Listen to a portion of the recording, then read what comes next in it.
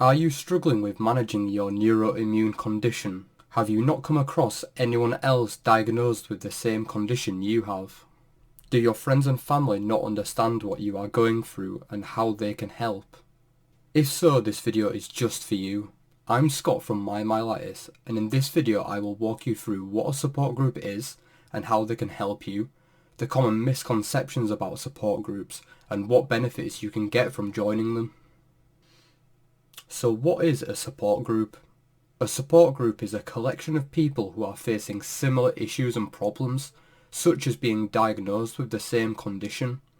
When members share their own experiences, they are then able to offer support and encouragement to the group and receive it back from other members when needed. Whilst friends and family may be sympathetic, at times they may not know how to relate to your condition or how to help you. Support groups can aid with this, as the members will likely be going through the same difficult circumstances as what you are.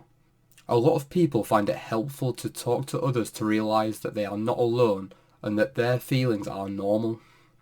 Medical professionals such as neurologists may be able to offer some emotional support, but their primary focus will always be medical, but support groups can be used to bridge this gap. Next, let's talk about some myths about support groups. Sometimes there may be a stigma associated with joining a support group. Some may feel that by joining a support group that you're not actually strong enough to deal with the condition yourself, and this is something that I thought when I was diagnosed, but I can say I've learned more about my condition through strong individuals in these support groups than any medical professional in my recovery journey. Some other common misconceptions about support groups are the support groups don't have the answers I'm looking for. And while support groups may not have all the answers you're looking for, they can be useful to point you in the right direction to other resources which might have the answers. For example, another website about your condition that you may not be aware of, or of a specific medical professional who deals with your issue and might have a solution to your problem. Will I be required to interact and share my story? In the vast majority of support groups, you will not be required to share your story or experiences, but I can definitely recommend doing so. What if other members of the support group criticise me? A good support group will have strict rules involving interacting with other members and treating each other with respect. Support groups should be welcoming environments and a place for positive interactions between its members. If you're enjoying this video so far, let me know by dropping a like and subscribing. My question of the day for you is, have you joined any support groups for your condition? Whether you already have or haven't yet, let me know in the comment section below. But be sure to stick around and find out what the main benefits of these support groups are and one important issue about support groups which you need to hear. So what are the benefits of joining a support group? Firstly, you are able to educate yourself about your condition. By joining a support group, you will have access to information and resources shared within the group, along with other people's experiences.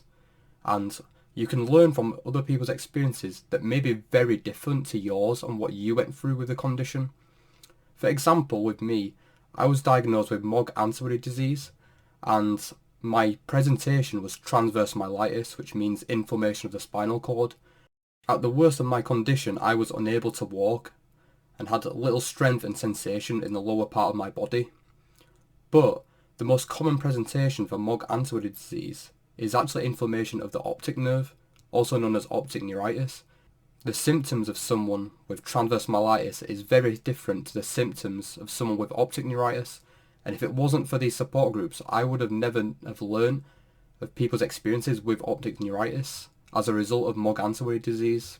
A second benefit is that you can share experiences with others who can relate to you. It can be very easy to feel like you are alone with your condition, especially these neuroimmune conditions that are rather rare. But a support group will be filled with people who can relate to your experiences.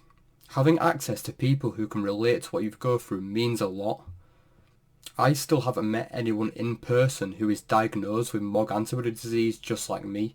So without these support groups, I would be feeling very isolated and not having anyone to share experiences with.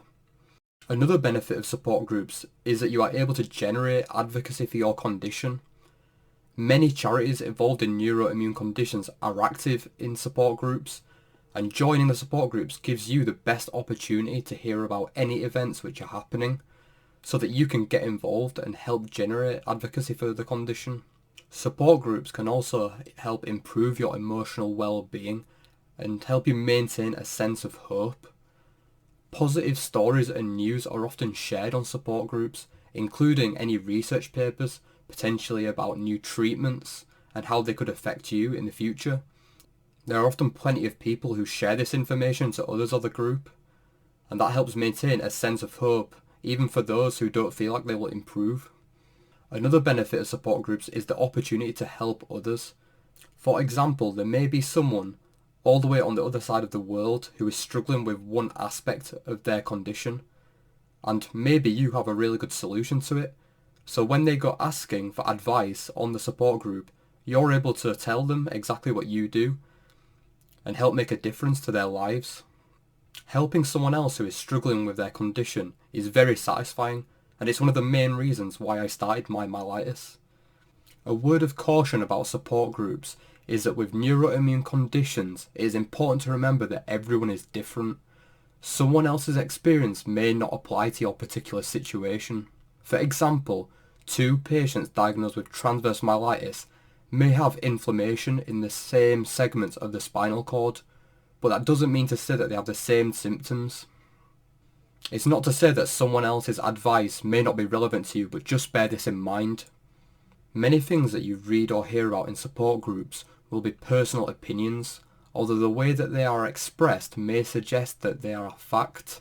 It is important to check with your qualified medical professionals before making any changes. If you enjoyed the video, please be sure to give it a like and subscribe.